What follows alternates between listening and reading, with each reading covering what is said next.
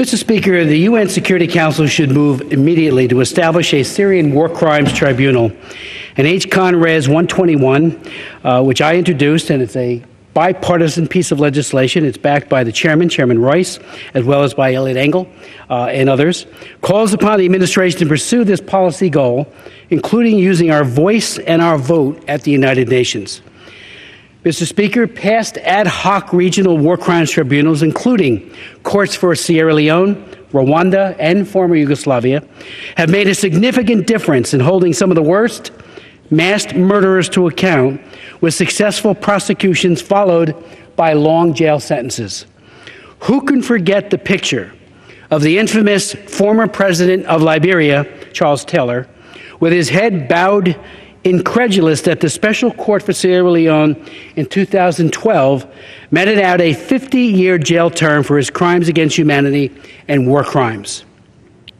According to the Syrian Center for Policy Research, approximately 5 years of wanton bloodshed in Syria has killed either directly or indirectly an estimated 470,000 people. Other estimates put the death toll at 250,000. While the United Nations long ago abandoned estimating the death toll due to its inability to verify the veracity of the numbers, the war in Syria has caused a massive loss of life, including genocide against Christians, Yazidis, and other religious minorities, especially of women and children. The International Syria Support Group, co-chaired by the United States and Russia, as we all know, brokered a cessation of hostilities that kicked in on February 27th that applies to all parties except ISIS and al-Nusra. While we all hope and pray the ceasefire holds as it goes into the third week and humanitarian groups gain access to sick, frail, and at-risk people, the atrocities committed against Syria's population demand accountability and demand justice.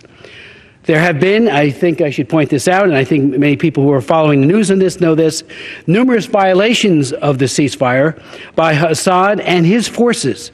In an opinion piece in Newsweek just a few hours ago, it was noted that the, quote, regime forces are openly bombing and in some cases launching ground operations to capture key rebel territory without making any pretense whatsoever of attacking the Nusra Front. Further, the Syria ceasefire monitor reports 111 violations as of March 9th, almost all perpetrated by the Assad regime or by Russian forces. So a Syria court is needed for all the past, present, and, God forbid, but it's likely future atrocities being committed in Syria. Rigorous investigation by a new Syria court, followed by prosecutions, convictions, and serious jail time for perpetrators of crimes on all sides will not only hold those responsible for war crimes accountable, but send a clear message that such barbaric behavior has dire personal consequences. The victims and their loved ones, Mr. Speaker, deserve no less. Can a UN Security Council resolution establishing a Syrian War Crimes Tribunal prevail? Yes, I believe. With a serious and sustained diplomatic push by the United States and other interested parties, past success in creating war crimes tribunals can indeed be prologue. Notwithstanding Russia's solidarity with Serbia during the Balkan War, especially with Slobodan Milosevic, the International Criminal Court Tribunal for the former Yugoslavia was unanimously approved. Ditto for the Special Court for Sierra Leone and in 2002, and the Rwanda Tribunal created in 1994, with China choosing to abstain rather than to veto that court. At a Syrian war crimes court, no one on any side who commits genocide, war crimes, or crimes against humanity would be precluded from prosecution.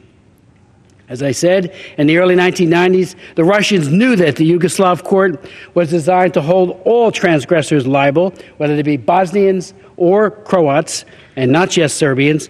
And again, they didn't veto that particular court as it was established. I believe the Russians and the Chinese can be persuaded to support or at least abstain from blocking establishment of such a court. An ad hoc or regional court has significant advantages over the International Criminal Court, or the ICC, as a venue for justice. For starters, neither Syria nor the United States is a member of the ICC, although mechanisms exist to push prosecutions there. The ICC, however, has operated since 2002 and only boasts of only just two convictions. By way of contrast, the Yugoslav court convicted 80 people, Rwanda 61, and Sierra Leone 9. Moreover, a singularly focused Syrian tribunal that provides Syrians with a degree of ownership could significantly enhance its effectiveness. I chaired a congressional hearing on establishing a Syrian War Crimes Tribunal back in 2013 and included such great leaders as David Crane, the former prosecutor for the Special Court for Sierra Leone and founder and chairman of the Syria Accountability Project. Mr. Crane testified that the Syria Accountability Project has collected data and built a framework by which President Assad and his henchmen, this is his quote, along with members of the opposition, can be prosecuted openly and fairly. He and his team have developed a, quote, crime-based matrix, which catalogs most of the incidents chronologically and highlights the violations of the Rome Statute, the Geneva Conventions, as well as domestic Syrian criminal law. Significantly, with respect to the ICC, Mr. Crane testified that it, quote, lacks the capability and the political and diplomatic sophistication to handle such a mandate. Indeed, I would like to relay some words that I had with David Crane just a few hours ago. And he reminded us that it's important that the Congress continue the quest to seek justice for the oppressed and work on justice for the Syrian people, in particular as we recall the 5th anniversary of the beginning of the civil war in that country. And tomorrow, March 15th, marks the 5th anniversary of this horrific conflict. Accountability, finally, Mr. Speaker, that is aggressive, predictable, transparent, and applicable to all perpetrators of genocide and crimes against humanity on all sides of the divide must be pursued now.